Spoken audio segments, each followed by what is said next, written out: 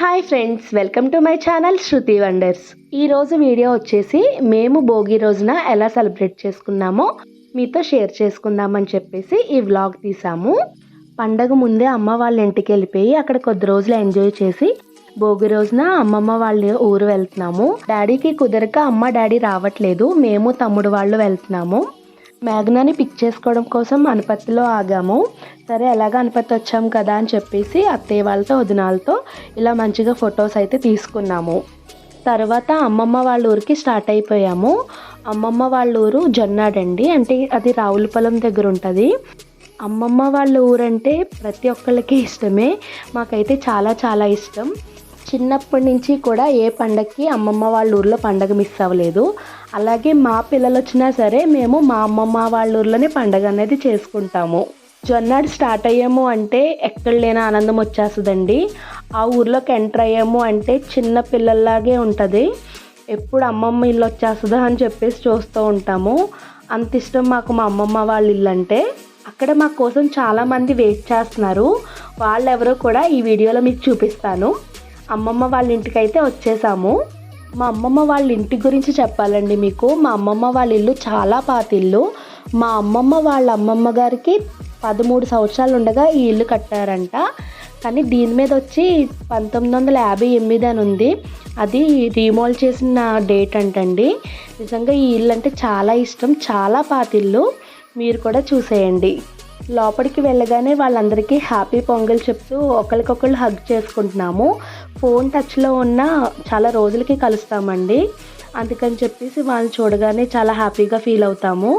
ఇలా పిన్ అయితే మాకు మర్యాదలు చేస్తుంది. వీడియోలో ఈ జనరేషన్ పిల్లలందరినీ మీకు చూపిద్దామని చెప్పేసి వీడియో తీస్తున్నానండి. కానీ ఇందులో ఒక్కళ్ళు కూడా సహకరించలేదు. ఎంత ట్రై చేసినా కూడా ఎవరు కూడా సరిగ్గా ఫోటో తీయించుకోలేదు. మేము వచ్చేసరికి లేట్ అవుద్ది, మీరు మీ పిల్లలతో భోగిదండలు వేయించేసుకోండి అని చెప్తే వాళ్ళందరూ వేసేసారు. సరే అందరూ వచ్చాక మళ్ళీ వెళ్దామని చెప్పేసి ఒక చిన్న దండనైతే పక్కకు పెట్టారండి.